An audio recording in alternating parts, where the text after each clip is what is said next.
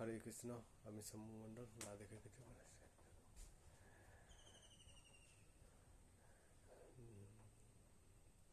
ভাগবত গীতা যথাযথ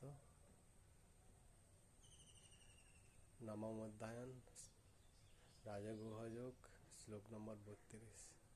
মাম হি পার্থ ব্যপাশ্রিত্য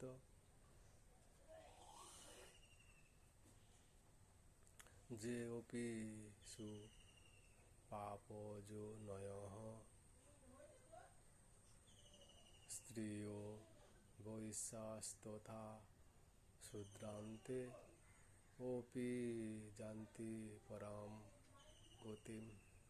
অনুবাদ: হে পার্থ, যারা আমাতে বিশেষভাবে আশ্রয়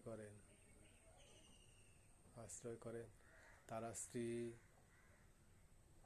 বৈশ্য, শূদ্র আদি নিচু কুলের জাতি হলেও অবিলম্বে পরাগতি লাভ করে। হরে কৃষ্ণ।